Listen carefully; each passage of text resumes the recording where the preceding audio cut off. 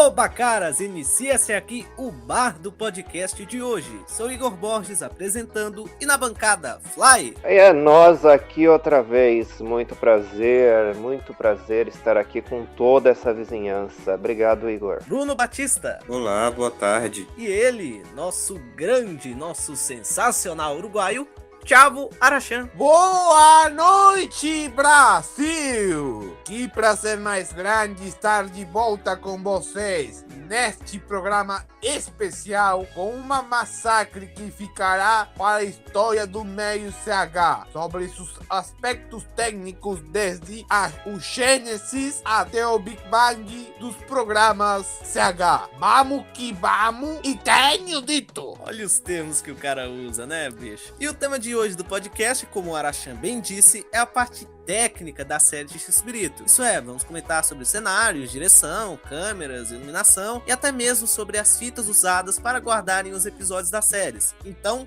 lá vamos nós!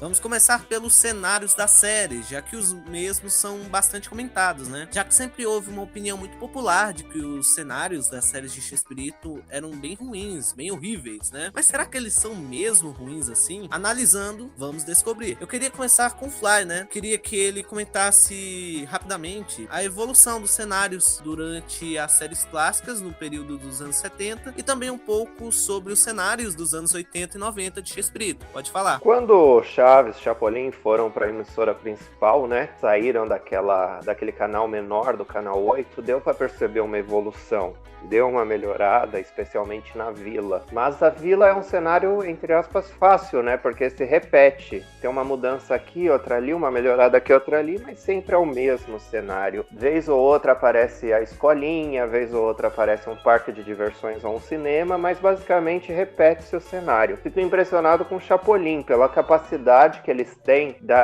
de mudar o cenário, às vezes no Velho Oeste, às vezes no espaço, às vezes em uma vila caindo aos pedaços. Claramente o isopor é uma parte essencial do cenário, seja para fazer uma cadeira para quebrar na cabeça do Chapolin ou um aerolito. Mas, em meio a tudo isso, acho que vale destacar que o cenário é muito irregular, né? Você vê a escolinha, por exemplo, em um episódio ela tem um parquinho na frente, no outro ela vai ter uma fonte na frente da escola para fazer os pedidos. O cenário chega até a ser meio confuso. Os episódios da escolinha de 79 no meio do ano com decoração de Natal. Então faltou um apuro técnico nos cenários, mesmo um cuidado na continuidade, e eu diria mais que certas mudanças que poderiam ser bacana de manter, não mantém. Por exemplo, volta da casa do Sr. Barriga, reforma-se o barril do Chaves. No episódio seguinte, que é o da lavadora, tá o barril antigo de novo. Então realmente o cenário eles tratavam como qualquer coisa, e a gente vê que mesmo em um programa que muda de cenário constantemente, dá para ter um cuidado. Dá para comparar com os Trapalhões no Brasil nos anos 80. Eles usavam muitos cenários. Também tinha muito isopor, mas percebia que o padrão Globo de qualidade talvez tinha um apuro melhor de continuidade ou de certos cuidados do que a Televisa tinha na época. Mas isso não era uma exclusividade da Televisa com Chaves e Chapolin. As novelas da Televisa, se você pegar produções mais antigas, como a novela Ambição, Cuna de Lobos, ela também tem esses problemas de cenário, que parece tudo um material mais vagabundo, tudo qualquer coisa. E claro que o cenário também vai se repetindo, como aquele famoso quadro das duas mãos gigantes, que aparece em mais de um episódio e por aí vai. Então vai se reaproveitando uma coisa ou outra aqui, outra ali, para conseguir fazer o programa com a verba disponível no momento. É interessante esse ponto da continuidade, né? Porque a maior assim prova disso, que é muito esquisito, é o teto da vila, né? Porque a gente nunca sabe se a vila tem um teto ou não. Porque tem episódio que tem uma lâmpada pendurada no meio da vila lá, aquele episódio do fotógrafo, e tem episódio que eles ficam olhando pro céu. Tipo, olha ali aquele disco voador lá no céu, tal, balão voando. Então a gente nunca sabe se a vila tem teto ou não, né? É uma dessas falhas, né, de continuidade. Arachan, quer comentar um pouco sobre? Bem, vou resumindo um pouco sobre o cenário CH. eram muito irregulares, sabe? Primeiro, vou começar pela fase pré-clássica. Era um só programa, o Chespirito, os Super Gênios, e tinham poucos cenários, além do baixo orçamento e além disso, os vestuários. E as cenografias estavam muito, por mais que fossem pobres, estavam muito perfeitas para uma época dessas. E até que nessa parada surgiu o embrião da Vila do Chaves, que a partir de 73, quando se fusionaram o Telesistema Mexicano, Canal 2 e Televisão Independente do México para formar a Tara Poderosa Televisa. Que bosta. E começaram, além com o surgimento das séries independentes de Chaves, Chapolin e Cidadão Gomes, começaram a caprichar um pouco mais nos cenários. Sim, um pouco. E com isso foi sucesso, foi aumentando a melhora, tanto que nas temporadas de 74, 75 e 76, principalmente do Chapolin, que era mais desenvolvido, ali estavam mais bonitos. Só que a partir de 67 e posteriormente, na fase pós-clássica, os cenários começaram a se reduzir e a ser mais requintados, mais limitados, sabe? Começaram a gravar muita coisa e não tinha muito espaço, então começaram a reduzir até seus próprios espaços, como de bancada. E em alguns episódios até gravavam numa oficina, num escritório da Televisa, empregando dentro de casa. E o Chaves se manteve igual, se manteve. Só que a partir de 79 começaram a desmontar, né? Total. Essa irregularidade com os cenários, tanto de Chaves, principalmente a partir de 79, como no Chapolin, mas nem tanto, porque varia temática de episódio em episódio. E Chespirito, tanto na versão pré-clássica como na versão pós-clássica, foram bons e aceitos, mas irregulares, só por alguns detalhezinhos que só nós olhamos nessa época atual e que o televidente da época não prestava atenção nessas coisas. Tenho dito. Sobre o cenário, eu acho o seguinte. No começo, como bem o Fly falou, quando eles estavam na TV Team, que era uma emissora, se não me engano, local da Cidade do México, era só exibido na Cidade do México, né, esse canal, e com a fundação da Televisa, né, com o Telesistema Mexicano e a TV Team, né, os dois juntos formaram a Televisa. Chaves e Chapolin, eles viraram séries independentes, né? Com isso, tiveram mais caprichos no cenário, né? Porque já tinha muito mais verba do que anteriormente, né? A gente pode ver no primeiro episódio de Chapolin, por exemplo, aquele cenário lá do boneco, né? O Trapezunga, é bem melhor do que todos os cenários dos anos...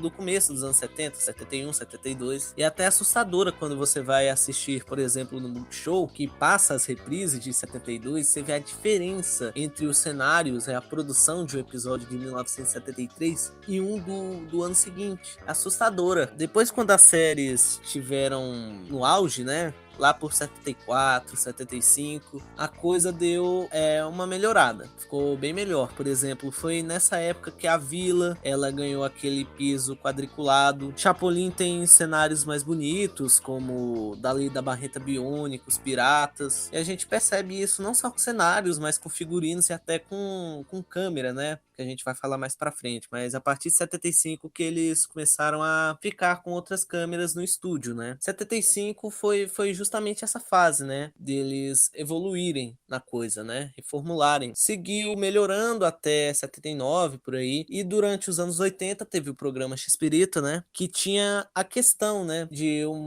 Deles terem que fazer muitos cenários, né? Uma quantidade muito grande de cenários para pouco dinheiro, né? eles não tinham assim tanta verba oferecida, né? Mesmo que esteja já nos anos 80, né? Aí por isso tinha que fazer algo mais simples para cada um, né? Já que eram muitos. Isso a gente vê muito com os Trapalhões, né? Eles fazendo uns cenários muito simples, né? Algo teatral, sabe? Por ter que fazer muito cenário para pouca verba, né? Por isso eu pergunto pro Bruno Batista se ele acha que teve isso nas séries clássicas, já que assim, no Chaves era um único cenário, né? Mesmo que ele sempre fosse montado e desmontado, né? Mas Chapolin era sempre um cenário diferente. Bruno, você acha assim que tinha diferença na produção dos cenários do Chaves e dos cenários de Chapolin em questão a isso? Eu acho que não tinha muita diferença, não. Só que Chapolin tinha uns cenários voltados para o tema do episódio, né? Aí dava uma. Quer dizer, tinha que ter recursos diferentes, né? Para ambientalizar aquela história. Mas eu acho que era a mesma coisa. Eu não vejo muita diferença, assim, de qualidade ou de estrutura entre os cenários. Tem uns episódios de Chapolin que a qualidade do material é tão, assim, tão simples que chega a ficar um pouco. Acho que é por isso que algumas pessoas consideram ruins ou bizarros, assim. Aquele episódio da casa, não confunda a casa caindo de velha com a velha caindo da casa. Tem, não sei se é porque o cenário já é feito para quebrar o tempo todo, mas tem umas cenas, aquela porta caindo, é tudo muito molengo, muito já preparado para partir, Que para cair. E aí dá que uma. teve um erro de gravação, né, Diga. na abertura. Se você perceber na abertura tem uma cena do Carlos Villagrán caindo, né, num desses negócios sem querer, que era a cena que o senhorio saía da casa enfurecido, tal, e depois a Florinda chamaria o Chapolin, né? Dá pra perceber na abertura que exibiram aquele erro de gravação, né? O Carlos ia abrir a É, porta, tal, ele pisou, ele tocou e cai. caiu. Florinda até fez uma cara É, de sim. assustada, assim, tapou o olho. Exatamente, mas fica é legal, a gente é fã, a gente acha legal tal, mas para quem, vamos dizer assim, pro povão ou para quem não conhece a série, parece uma coisa mal feita ou que não tinha recursos, alguma coisa assim. Mas funcionou, né? Deu certo. Sendo feito dessa forma. Agora, a Chaves tem uma temporada, acho que é de 74, que o chão da vila não é um chão liso sem nada, assim, não tem marcação de pedra, assim, de divisória de piso, alguma coisa desse tipo. É como se fosse o chão do estúdio, assim, colocou o cenário em cima e gravou assim mesmo. Agora eu queria falar sobre as externas, né? Não envolve bem cenários de estúdio, né? Mas eu queria falar um pouco sobre, né? Durante os anos 70 até teve alguns, né? Os clipes do Dr. Chapatinho, o próprio Acapulco, aquele episódio dos automóveis que se afinam em Dó maior, né? Quer falar sobre? Então, a gente percebe nos episódios externos que eles têm um cuidado maior, né? Até porque se você vai para a rua, você tem que ter um planejamento para aquilo não sair mais caro do que poderia e também para ter um cuidado maior com o equipamento, com as pessoas envolvidas. A partir do momento que você sai do estúdio, você é obrigado a se planejar mais. Mas, apesar de tudo, o ar teatral de Chaves eu acho que é a graça. Quando eles vão para o cenário externo, dá até um choque, né? Um episódio externo que eu gosto é aquele que saiu em DVD no Brasil, do Chapolin com os Piratas dos anos 80. Mas nos anos 70 você percebe que não combina muito. Eu acho que o episódio de Acapulco é legal e tudo mais, mostra uma qualidade técnica com a iluminação, que a gente não percebe tanto quando o cenário é interno, mas é aquilo, né? Não combina. O ar teatral da série, que tudo que o Bruno falou que as pessoas que não são fãs podem pensar, é verdade, não tinha dinheiro à produção, não tinha... era realmente uma coisa feita, entre aspas, nas coxas, né? Já que não era o cartão de visita da Televisa, que eram as novelas. Mas quando você vai para o externo, você é obrigado a se programar, você é obrigado a se preparar para não perder equipamento, para não ter acidente com aquelas pessoas. E no caso de Acapulco ainda era uma propaganda do hotel, né? Então tinha que ter uma qualidade a mais porque era um merchan aquilo. Mas eu não vejo muito assim como algo essencial para a série. Se tivesse mais, talvez seria mais fácil a gente se acostumar com aquilo, ver aquilo como algo corriqueiro e comum e a gente achar aquilo uma coisa especial. Mas como é tão pingado, acaba destoando. Eu gosto dessas externas dos anos 70, né? Eram bem feitas até, né? Pra coisa que tinha, né? Porque às vezes algumas coisas não favoreciam, né? Como, por exemplo, nos clipes do Dr. Chapatinho, onde não era um playback, eles cantaram em externas, né? Com o microfone lá, então saiu meio aquém do que poderia, né? Outro caso também foi o dos automóveis, né, cara? Porque eles não gravavam os takes em sequência, né? Uma cena do começo do episódio eles gravavam de noite e uma cena do final eles gravavam de dia. Então ficava meio esquisito assistir aquilo, porque tinha uma cena que se passava de noite e a continuação se passava de dia. Sendo que toda a situação, toda a história se passavam numa mesma, no mesmo horário, na mesma situação, não passavam-se dias, tal, não, era na mesma situação, era sequencial mesmo, sabe? Arachan quer falar sobre? Bem, por mais que tivessem essas bagaças e bagunças nessas externas, até que dá um toque de identidade em CH, principalmente naqueles episódios que vocês citaram, do automóvel, da carcachita e Acapulco, mas principalmente nos anos 80, onde grava muitas coisas, principalmente na praça, no mar e em muitos lugares. Só que vocês não falaram das internas. Por exemplo, se vocês assistem um episódio, o selo que desapareceu de 77, para mim, não foi gravado nos estúdios da Televisa. Foi gravado num escritório deles. Total, por exemplo, com aqueles objetos lá. Total. Isso deu um charme mais um episódio, por mais que fosse ruim, né? E não só isso. Também tem outros episódios, principalmente dos anos 80 do Chompiras e 90, que pra mim não eram gravados num hotel real de propriedade deles e não no estúdio. O estúdio é usado só para as cenas do Pancada e da casa da Chimotrufia. É só ter uma questão de ter o olho treinado para ver que isso não era muito estúdio, né? Tenho dito. Você falando que eles usavam lugares deles, né, pra gravar, me lembrou aquele episódio sketch, aliás, do Patinete de 1980, que até tem um erro de continuidade, né, porque como é que é a cena final? A Dona Neves, ela vai correndo atrás do seu Barriga, com um patinete, né, aí vai uma cena acelerada e tal, aí eles saem da porta da vila, né, e a continuação é eles, novamente a Dona Neves correndo atrás do seu Barriga, só que num cenário externo tal, com um monte de lugar chique, né, um estacionamento da Televisa tal, sendo que era pra ser a porta da vila tal, então é bem esquisito, né, aqueles defeitos que acabam sendo um charme para os fãs das séries, né? Bruno quer falar sobre as externas, o tipo de internas, né, que faziam em locais da Televisa, escritórios, etc. A Televisa era engraçada nesse quesito, porque aquelas externas de Chapolin, por exemplo, daquele episódio do automóvel, os automóveis em Dó Maior, tinha toda uma estrutura, uma cidade cenográfica, parecia muito coisa de novela, assim, muito bem feito, muito bem estruturado. E eles usaram em um episódio só e depois não usaram mais esses cenários, né? Então, assim, era um recurso que eles podiam aproveitar em Chaves e Chapolin, mas eles parece que não tinha muito interesse, porque existia a cidade cenográfica, né? Mas não era usado para Chaves e Chapolin. E essa questão da continuidade também, eles parecem não se importar muito com isso, né? Porque eu lembro bem do Igor Ser Barros falando e colocando fotos até no site dele do Tinha Que Ser o Chaves, de episódios tipo Madruguinha parte 1, Madruguinha parte 2, Madruguinha parte 3, e cada episódio tem uma formatação de cenário diferente. Eu sei que eles gravavam, não lembro agora exatamente o período, mas eles levavam muito tempo gravando um episódio e depois levavam mais um tempo gravando outro, mas se eles tivessem essa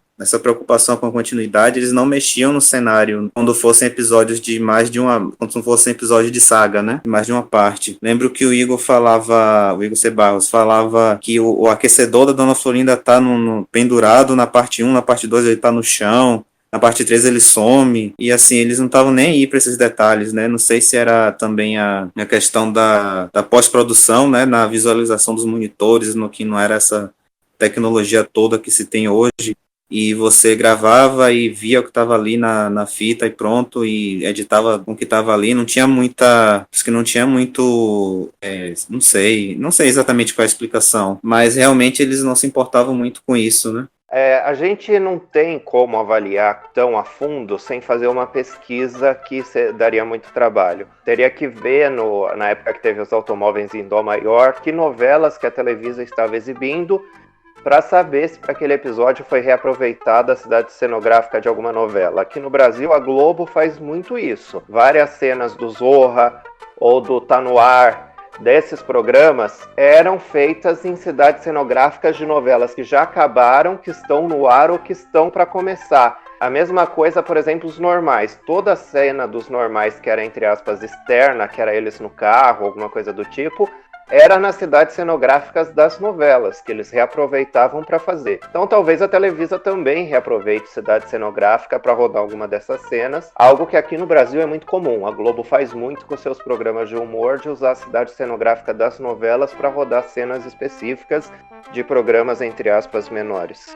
No caso, por exemplo, da Uva Passa é a cidade cenográfica da Televisa, né? Mas eu fico pensando se eles usavam lugares públicos, né?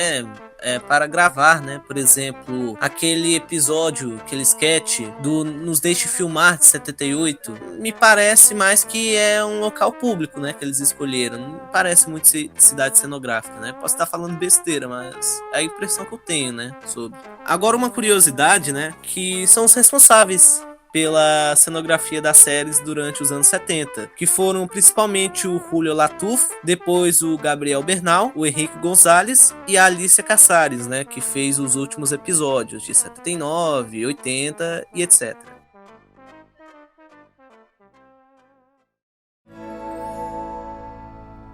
Durante as séries clássicas de Chespirito, tivemos o próprio na direção de cena, tivemos o grande Henrique Segoviano na direção de cena e na direção de câmeras, e a também grande Carmen Ochoa Garcia na direção de câmeras da última temporada, durante os anos 70, né? Flávio, o que você tem a comentar sobre o trabalho dos três? Eu acho muito complicado quando você tem o diretor em cena. Tem que ser um diretor muito bom para isso não ficar ruim. Aqui no Brasil mesmo, o Wolf Maia, toda novela que ele era diretor-geral, ele costumava estar em cena atuando. Mas aqui no Brasil, uma novela tem 4, 5 diretores de apoio.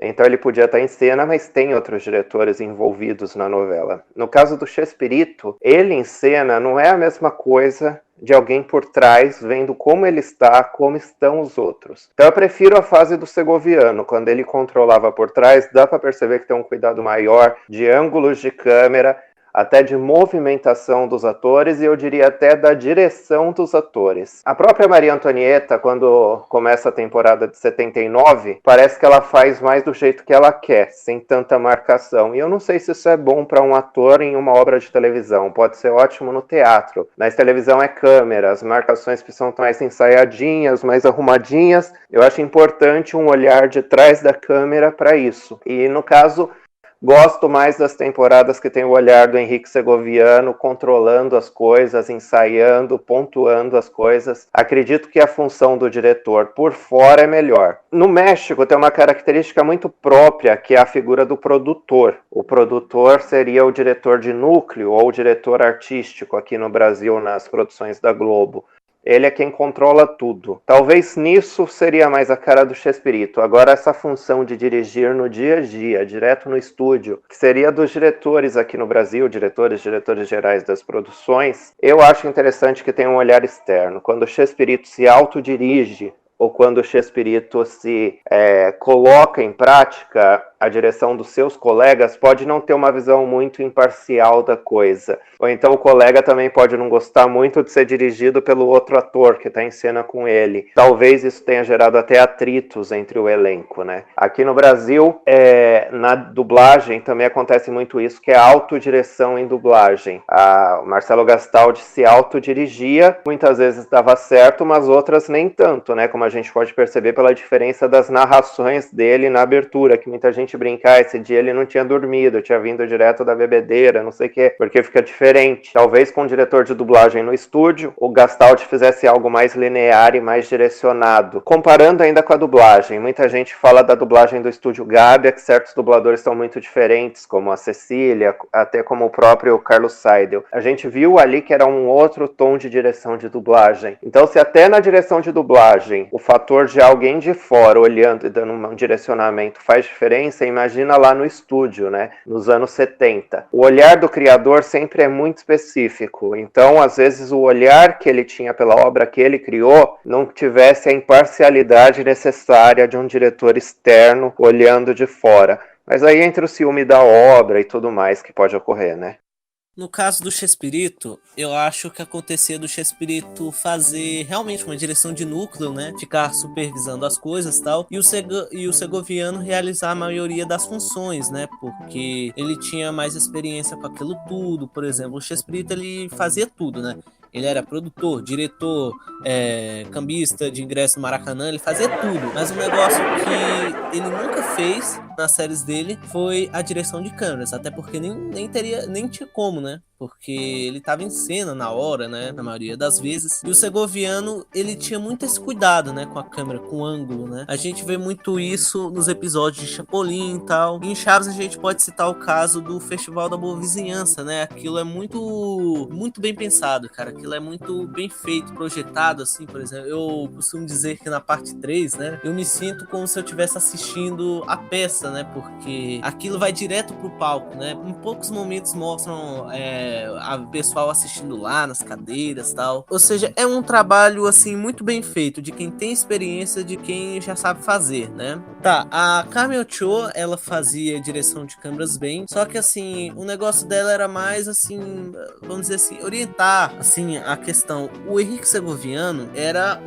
vamos dizer assim, um perfeccionismo, cara, porque a gente vê uma diferença, né? A gente se comparar os episódios 79, que é a direção da Carmen Ochoa, ou episódios dos anos 80, que ela também dirige, e comparar com o de 77, 78, a gente vê que o de 77, 78 é superior, cara, porque tem o Segoviano ali. E essa experiência do Segoviano é o que faz a equipe, né? Porque, assim, o Chespirito e o Segoviano, eles trabalhavam bem em conjunto, tal, parecia trabalhar bem em conjunto. Aí o que eu tenho a impressão é do Chespirito falar assim: eu queria um plano assim, assim, assado, não sei o que, tal, e o Segoviano falar assim: já sei, eu vou chamar o Ciclano porque ele sabe fazer bem essa parte. Por exemplo, esse pessoal, tipo Julio Latuf, talvez até a própria Carmen Ochoa, é fruto do Segoviano escalar esse pessoal pra fazer esse trabalho, sabe? Porque você vê, sai Segoviano, sai um monte de gente.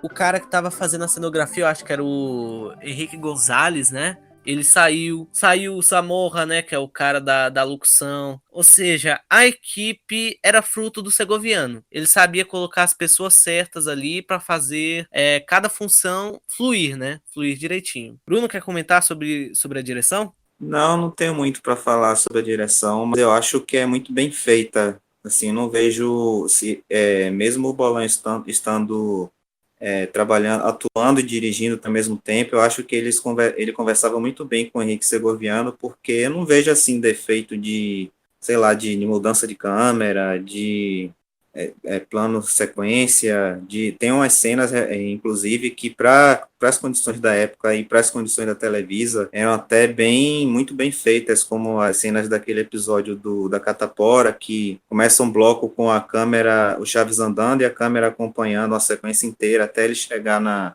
janela da Chiquinha, e tem aquele também do toureiro, que a câmera está dentro do corredor, dá até para notar que eles colocaram uma luz bem em cima do Chaves da Chiquinha, que deve ter ficado completamente escuro, e então são coisas assim que às vezes eles tinham essa preocupação de conseguir um ângulo bem assim, diferente, bem adaptado àquela cena, né? E eu acho que a direção de câmeras é muito boa, não tem assim muito o que comentar, não tem muito o que falar sobre isso. A gente meio que chegou num consenso, né? Que a direção de câmeras, assim, o cuidado do Segoviano naquilo era muito boa, né? Mas e sobre a direção dos atores, assim? Arachan, o que você acha, por exemplo, da direção do Chespirito, dirigindo os atores, e a direção do Segoviano também nessa função? Bem, a direção do Segoviano era bem mais caprichada, sabe? O que tinha.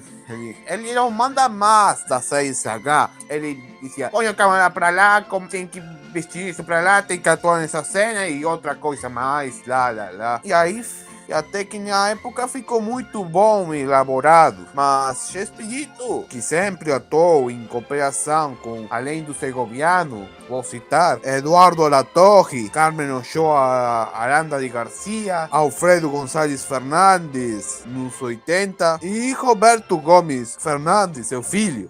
Até que fez boas direções, mas sinceramente pecou em certo grau, porque na maioria das vezes privilegiava sempre a primeira atriz. E na maioria das vezes tinha desenvolvimento e discussões. Então, se não fosse por ele, que queria ver a série de uma maneira mais caprichada possível, já que ele, além de diretor, é ator, era o principal protagonista das séries aí, poderia ter feito uma coisa mais linda, né? Mas por agora temos essas coisas das séries, que mal dirigidas. Se não fossem por esses atritos, e por mais que ele contratasse gente do seu entorno familiar, ele poderia ter feito mais coisas, mais desenvolvimento, mas principalmente na temporada de 79 e posteriores. Mas só vamos ficar naquela merda de direção dessas épocas aí. Maldito Chespirito. Sobre a direção do Chespirito nos atores, né? É complicado, cara, porque assim, quando... É o que o Fly falou, né? É complicado quando um protagonista é o diretor de um negócio, é diretor geral, né? Poxa, porque já é complicado quando um ator, né, que tá atuando naquela produção dirige, né? Quem dirá um protagonista, né? O cara que tá na maioria das cenas, 90% das cenas, né, cara? É complicado, porque, não sei, o Chespirito, pra mim, ele parece funcionar mais na direção de núcleo mesmo, sabe? Porque, assim, dirigindo os atores, né, você vê que perde um pouco o rumo lá quando o Segoviano sai, né, 78, 79, tem episódios 79 principalmente, que são muito mal dirigidos, sabe? Porque ele acabava sacrificando algumas coisas, sabe? Deixava coisas de lado, porque para alguém que tá lá no estúdio para atuar, né, fica complicado, né, dar a palavra, né, e orientar o pessoal, né, porque ainda tinha a questão da autodireção, né? Então é complicado essa parte, né? O Chespirito funcionava mais como uma direção de núcleo, mais como uma supervisão, né? E ele acabou não abrindo mão, né, quando o Segoviano saiu, né? Porque há quem diga que saiu por conta de alguma pessoa, né? Que a gente sabe quem é. Mas enfim, é esquisito, cara. É esquisito a direção do Chespirito, né? Eu acho que assim, ele só começa a ter um cuidado maior, né, quando lá pelos anos 90, final dos anos 80, porque também ele vai ganhando mais experiência, né? Porque assim, na época lá nos anos 70, em direção propriamente, o Segoviano tinha muito mais experiência que o Chespirito, né? Então, quando saiu, ficou essa coisa meio perdida, né? Que a gente pode ver em alguns episódios, né? E tenho dito.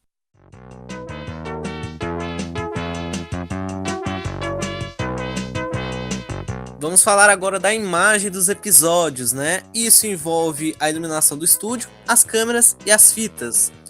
Eu queria começar falando das câmeras, né? Que durante as séries clássicas, né? Durante 1973 e 1979, foram usadas 4 modelos de câmeras, né?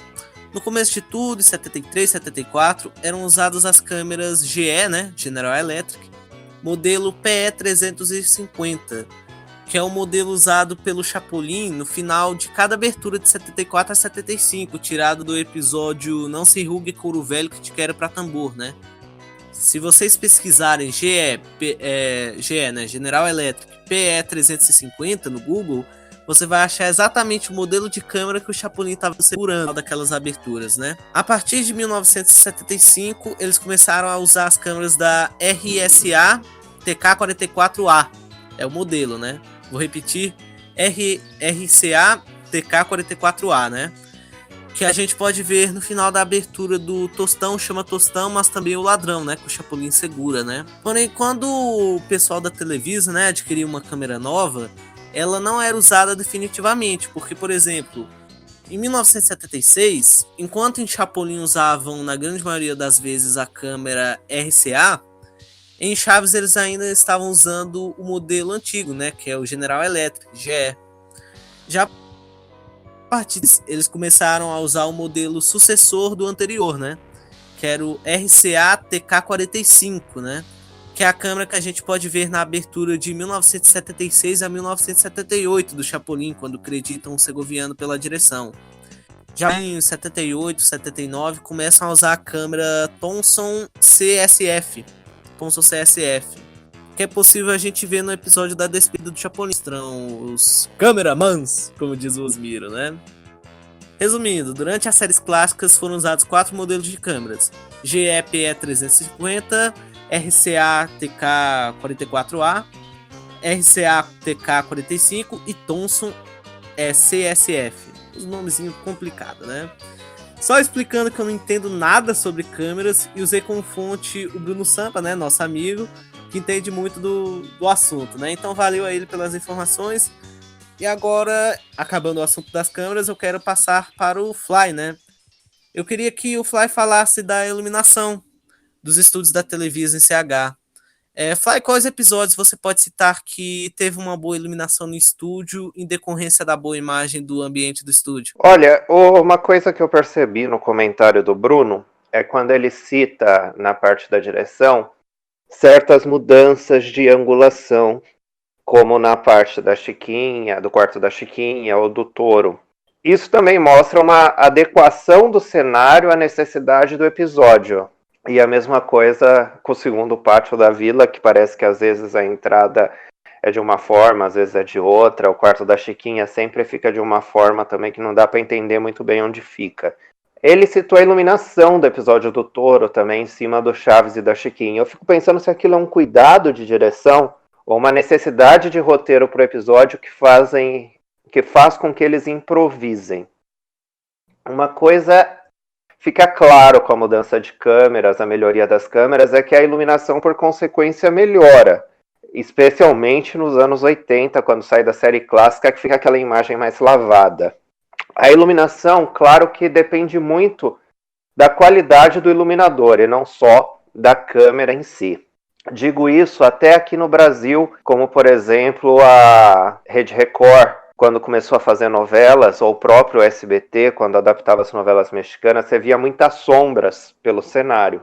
A Rede Globo ela tinha um cuidado maior com isso para eliminar as sombras. E em Chaves e Chapolin você vê que a iluminação é bem cuidadosa. Para o padrão da série, da velocidade de um episódio semanal com poucos recursos e aquele ar teatral, a iluminação até que garante uma boa qualidade. Você vê que na vila, apesar da gente não ter muita certeza de se a vila teria uma iluminação natural por não ter o teto, ou se ela tem o teto e tem umas lâmpadas na vila, a gente percebe o cuidado porque a gente não vê as sombras dos personagens, dos atores, atrapalhando o cenário. Isso é uma iluminação bem feita. A gente percebe nos episódios noturnos também um certo cuidado, para não ficar tudo muito escuro. Recentemente, Game of Thrones teve um episódio em que era difícil de enxergar, porque a iluminação carregou, que era à noite, e eles não deram a visibilidade necessária para o público numa televisão tradicional.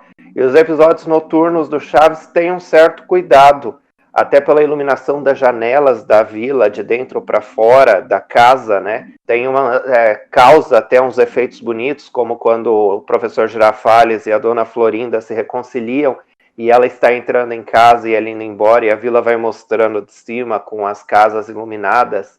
É uma coisa interessante, um efeito de iluminação bacana. Então, acredito que da parte técnica de Chaves e Chapolin, a que eu acho uma das melhores é a iluminação. Eu percebo um cuidado grande, ainda mais para uma produção realizada nos anos 70 no México. Até produções do Japão da mesma época, que são os seriados japoneses de Super Sentai, dá para perceber que lá no Japão, que teoricamente eles tinham câmeras melhores e é um país com muito mais recurso, apesar de ser uma série infantil, né, os Super Sentais, a iluminação era pior que a de Chaves e Chapolin.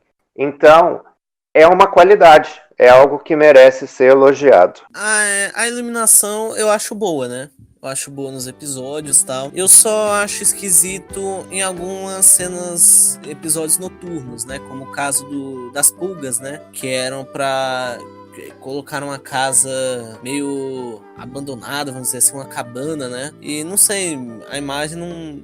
Talvez por causa da fita, né? Que a gente vai falar mais pra frente, mas a imagem desse episódio particularmente eu não gostei. Certa parte do episódio lá do anel do Chapolin, ela é um pouco esquisita, o anel da bruxa, né? Tem também iluminações noturnas boas, como o Ladrão da Vila, né? Principalmente a versão 76, né? Eu percebo um cuidado nisso. Enfim, a direção é uma parte, assim, que era boa dos seriados de Chespirito. Eu não considero a melhor das partes técnicas, mas são boas. Bruno, quer falar sobre a iluminação? Sim, essa questão da iluminação é uma coisa curiosa, pelo menos para mim. Não sou assim profissional na área, né, de televisão, mas eu acho curioso porque eu noto que eu acho a iluminação muito ruim, nos anos 70 pelo menos. Nos anos 80 em diante dá uma boa melhorada, mas mesmo assim ainda é um pouco escuro.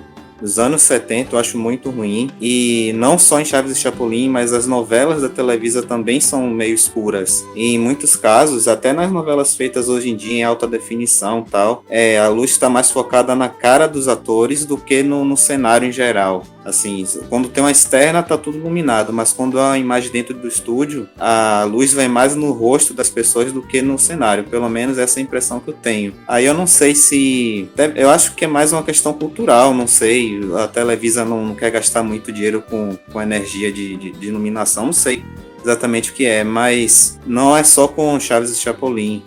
E a princípio eu pensei que fossem as câmeras que não captavam muito bem, mas você vê programas da Globo dos anos 70, os Trapalhões, novelas da Record, coisas do SBT dos anos 80, e a iluminação é normal, né? A imagem clara, é nítida até um certo ponto, mas a iluminação é boa, você consegue enxergar claramente cenários, detalhes e tal, e na Televisa não, né? Por isso que eu acho que a iluminação era ruim, mas não sei, talvez seja uma questão de pós-produção, que pode ser isso também, né? Tipo, a Televisa grava com aquela luminosidade e não aplica nenhum tipo de filtro depois. Deixa exatamente o natural, o original. E talvez outras empresas mexam no brilho, no contraste. Talvez possa ser isso também, né? Como eu não sou um profissional da área, mas eu acho esquisito, né? E assim, episódios como aquele das pulgas, quando o cenário já é para ser mais escuro por causa da ambientação, da história, a imagem fica pior ainda, né? Fica mais escuro ainda do que o convencional. Aí eu realmente não entendo por que é assim, que a Televisa faz as coisas assim. É isso da imagem. Tem também a questão da remasterização, né? Do jeito que eles colocam, né? O brilho, ou então das próprias cores, né? Mas agora eu queria falar sobre as fitas, né? Que eles guardavam as séries antigamente, né? Então eu passo a bola para você mesmo, Bruno. Fale aí sobre as fitas que eles usavam para guardar os seriados antigamente. Então, a gente deu um pouquinho de azar de Chaves e Chapolin ser feito já em videotape, porque se, por exemplo, o videotape só fosse inventado, sei lá, no início dos anos 80, por exemplo, a gente poderia ter Chaves e Chapolin em HD agora, né? Porque eles poderiam ter sido gravados em película. Inclusive, tem uma determinada pessoa, que vocês devem saber quem é, que postou no fórum uma vez que Chaves e Chapolin era gravado em filme, em película. Eu imediatamente fui lá e desmenti, né? Inclusive uma pessoa que trabalhou na produção do Multishow, né? Disse que era feito em película, botou a foto do rolo lá de cinema. Disse, não, pelo amor de Deus, espera aí. Chaves e Chapolin, as produções de televisão da Televisa nunca foram feitas em película. Película só em filmes. Chaves e Chapolin, as novelas, programas e tal, sempre foram em videotape, né, em fita magnética. Nos anos 70, aliás, dos anos 50, 60 mais ou menos, tinha aquelas fitas de videotape chamada quadruplex, que eram aquelas fitonas de rolo de 2 polegadas de largura. Então elas eram muito grandes e muito ruins de armazenar e de manusear, né?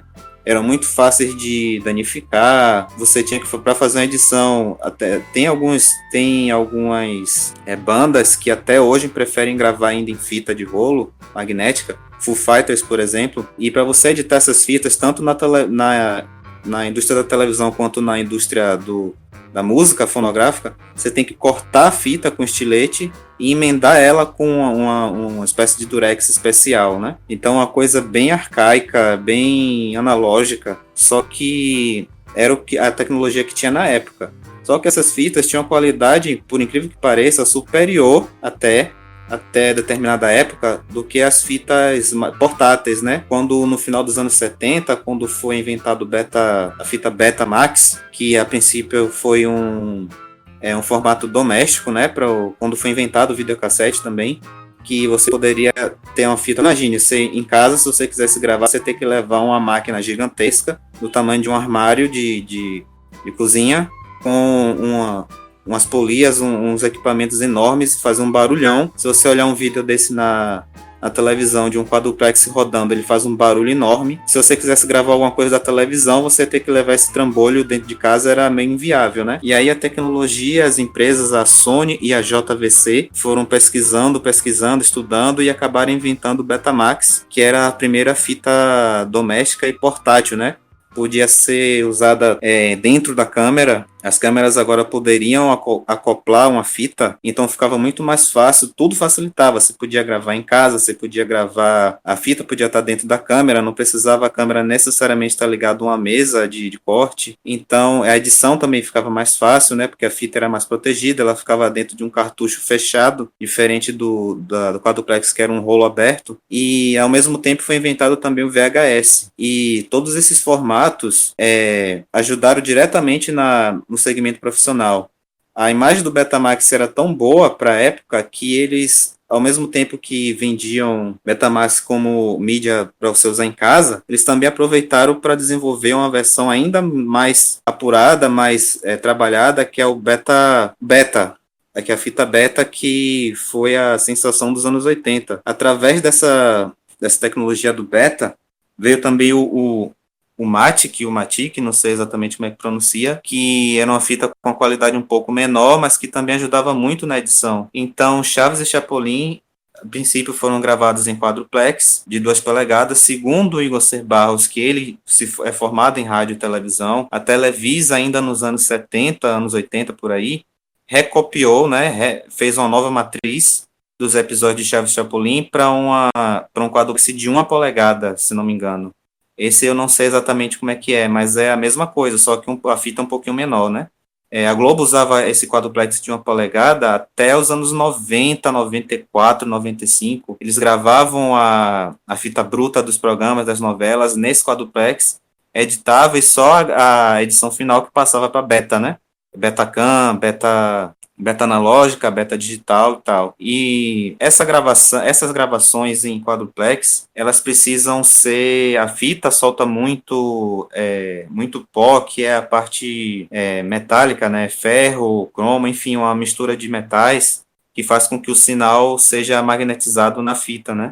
Mas ela solta muito esqueci o nome agora, tem um nome esse pozinho, solta no equipamento, e toda vez você tem que, quando a fita é muito antiga, eles têm que limpar a fita toda primeiro, depois limpar o equipamento, para depois rodar a fita. Se tentar rodar ela do jeito que tá, não aparece nada, né? É como se fosse um VHS embolorado, é tipo isso. Então, isso faz com que perca muita qualidade com o passar dos anos. A própria fita se machuca, se raspa no equipamento. É uma tecnologia analógica, né? Então, para funcionar bem, tudo tem que estar em perfeitas condições. E a gente sabe que a Televisa não está aí para isso, né? Nunca esteve. Se um episódio está com um risquinho na tela, se determinada cena tem muito risco, que às vezes é da fita, às vezes foi até da própria câmera na época, não sei. E a Televisa ou corta a cena ou corta o episódio inteiro e o episódio vira um perdido mundial, né? Isso é um grande problema. O SBT... A gente pôde ver naquele especial dos 30 anos, em 2011, o Igor C. Barros achava que o SBT tinha recebido já, desde a primeira vez, tudo em um Matic. Não foi. O SBT recebeu em quadruplex. A Televisa mandou aquelas fitonas dentro das caixas que aparecem no especial, e inclusive tem as inscrições em espanhol, tem a data dos episódios. Eu lembro que apareceu escrito Chapolin, maio 79, episódio número 200 e não sei quanto. A Televisa copiou exatamente como estava no acervo deles e mandou para SBT desse jeito. Claro que as cópias que o SBT foi recebendo depois deve ter vindo já em beta, Betacam, em beta digital, e agora, acredito eu, não sei, uma pessoa falou que é assim, não sei se é verdade, mas que as emissoras mandam agora, quando mandam um programa importado, eles mandam um arquivo de computador em altíssima qualidade, deve ser, acredito eu, que via satélite, né? Porque a internet, por mais que a emissora tenha uma internet muito boa, fica muito pesado fazer isso da internet lá do México para cá. Então deve ser tipo um feed de satélite, transmissão de dados, alguma coisa desse tipo. Mas eu não tenho certeza disso, né? O que a gente sabe é que hoje tudo já está digitalizado e não há mais essa preocupação em perda de dados como tinha na época do analógico, né? Mas assim, o problema todo é que a Televisa não tinha uma preocupação em salvaguardar esse acervo deles. A Globo também tem muita coisa com defeito, mas inclusive a Globo tem toda uma preocupação com qualidade até hoje, mas a Globo tem um acervo assim que sempre foi vendido para fora também, desde sempre, e algumas novelas eles conseguiram manter perfeitamente intactas na íntegra, numa época que a mídia era só analógica. Essas novelas que passam no Viva, tipo, como era aquela Fera Radical, umas novelas mais antigas, anos 80, anos 70, por aí. Eu soube que teve algumas que eles cortavam muita coisa, mas soube que teve umas que eles exibiram na íntegra, todos os capítulos. A Dancing Days, que era dos anos 70, que o Viva reprisou, foi a versão internacional, que tem alguns cortes, mas mesmo assim uma imagem perfeita para os anos 70. Exatamente. É questão de conservação. Claro que sempre vai, mesmo com conservação, sempre vai ter alguma coisa que vai falhar, ou vai se perder, vai ter algum defeitinho, alguma coisa assim. Mas o que a gente vê é que a Televisa não se importa até hoje, né?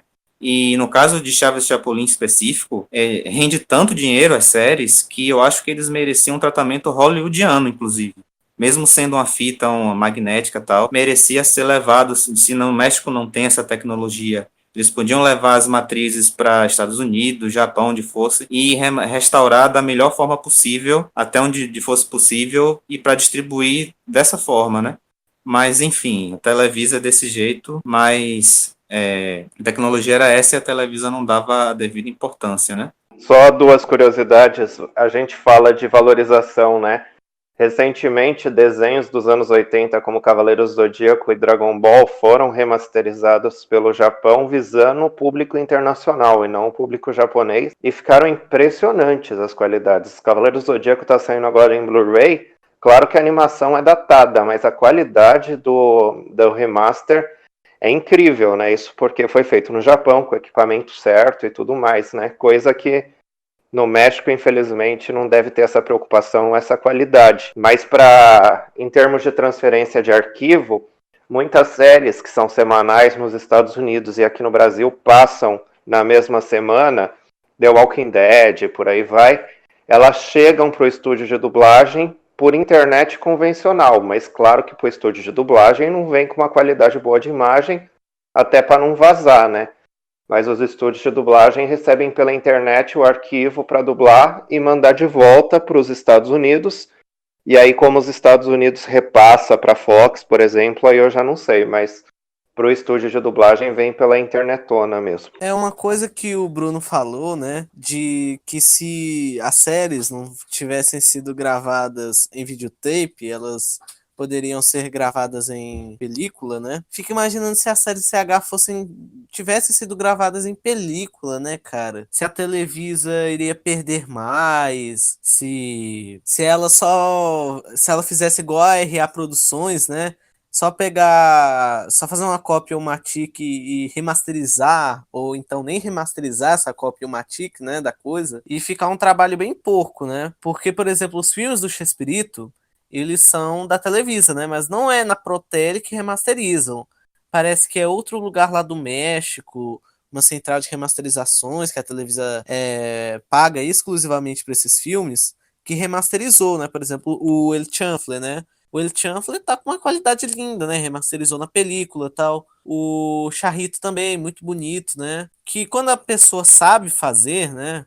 É outro nível, né? Porque se a gente dependesse da Protel Porque, na verdade, a gente já depende da Protelli, né? Então é complicado, né? Porque os caras não fazem um trabalho direito, né? Eles, sempre que tem uma falha, eles cortam uma cena inteira, né? Ao invés de tentar tratar, né? Porque, por exemplo, quando o Multishow quase cancelou aquele episódio do Chapolin, Filas e Fichas no Hospital, né? Porque tinha umas falhas na imagem, né? No sketch do Dr. Chapatin. Teve um fã que fez uma remasterização com o computador da casa dele, bicho. O Adão. Ele fez essa remasterização, tirando as falhas, ele fez com o computador da casa dele, com o programa, bicho.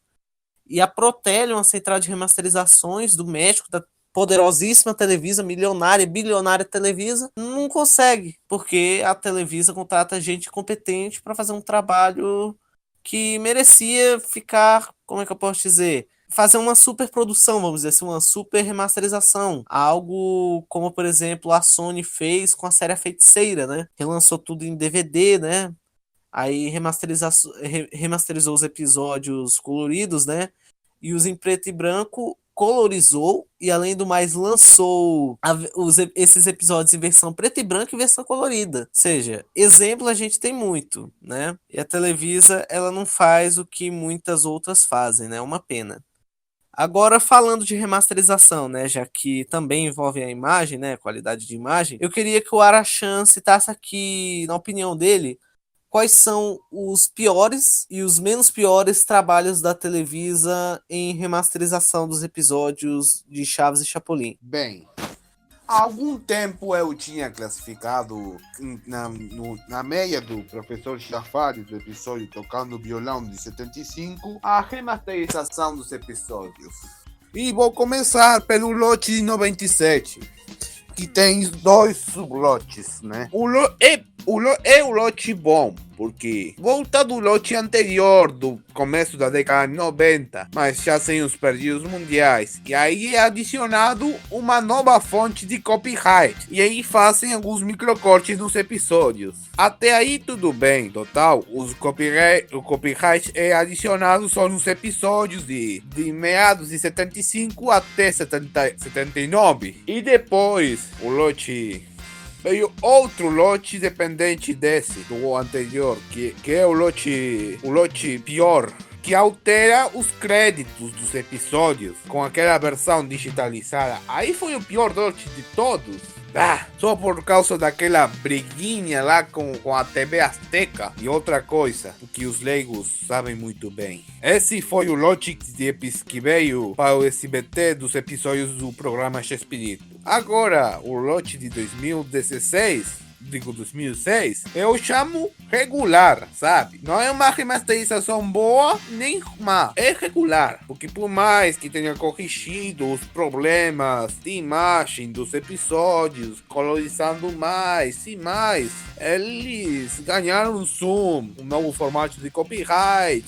E até disso tem um episódio totalmente cagado pelo copyright e pelo zoom, que vocês já sabem qual é, né? É o episódio do Varal, de 73, que se você assistir esse programa no SBT, no YouTube, né, você vai ver que a Televisa cagou com o episódio, com a imagem do episódio. Esse é o pior de todos, né? Dá agonia assistir essa imagem. O pior de todos mesmo. E total, tem desse lote de 2006, tem outro lote surgido entre 2011 e 2013. O lote péssimo, porque é uma réplica do lote anterior, mas com umas diferenças. Por exemplo, são adicionados fades ao episódio, alguns episódios como o Seu Madruga Leiteiro, que na cópia antiga do clássico TV, da TLN, quando a Maria Antonieta termina de anunciar: "E esta noite, además del Chavo del Ocho, oferecemos uns..." Eles vão direto para sketch, mas aqui nessa versão vai com fade, com aquela coisa, com fundo preto de antecedência. E além disso, alguns copyrights de alguns episódios do lote de 2006, como Matador de Lagartixas, Festival da Boa Vizinhança parte 4, que tem o mesmo formato de copyrights da parte 3 e do episódio Ladrão da Vila. É cortado, mas também são adicionados outros, como por exemplo Mal Entendidos em 75, que passou nesses dias lá no canal das estrelas com esse lote. E não só nisso, não só no Chaves que ganharam essas coisas, essas pessimidades. Também no Chapolin fizeram a maior besteira e a maior merda de todas. Eles simplesmente limaram os títulos semelhantes de alguns episódios, como por exemplo El Regreso de la Chicharra Paralizadora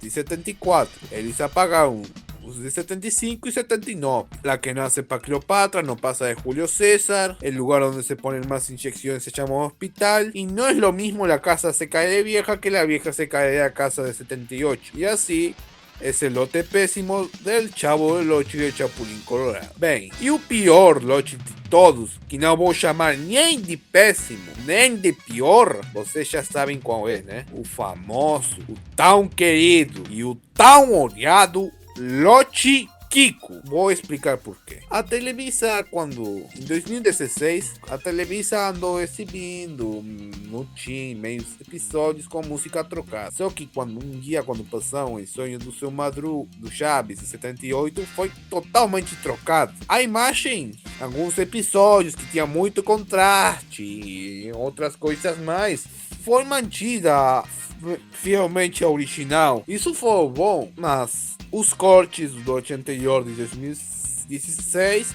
se mantiveram, como aquele microcorte do Marucho Enxoado e do Ratinho do Kiko. Além disso, o zoom, exageradamente em episódios de 77, de meados de 77 e 79, a 79 compromete muito o episódio, e esses ficaram meio que uma bosta.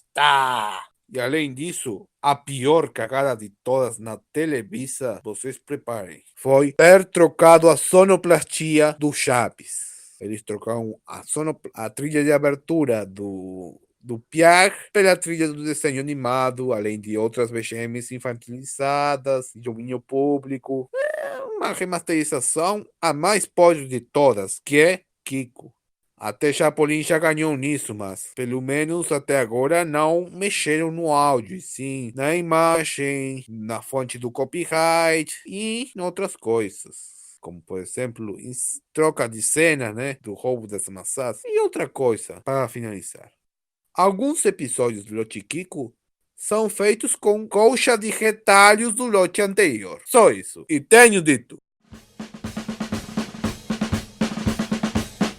Encerrando por aqui, agradecendo ao pessoal, começando por Fly. Eu que agradeço pelo convite, foi bom falar de pontos positivos e negativos da nossa série, que querendo ou não era uma série do horário nobre, então merecia um bom tratamento, mas que desde o início teve esse visual teatral, era um programa de humor, não dá pra gente cobrar muito de um programa do México dos anos 70, né? Mas dá pra gente cobrar sim da dona Televisa, que hoje faz essa bagunça em uma única distribuição, que nem o Multishow recebeu, episódios de lotes diferentes, essa zona com o áudio da dublagem brasileira, então tem muito a melhorar e a gente tem fé que isso um dia vai ser resolvido, porque brasileiro não perde a esperança, espero que os uruguaios também não, Arachan.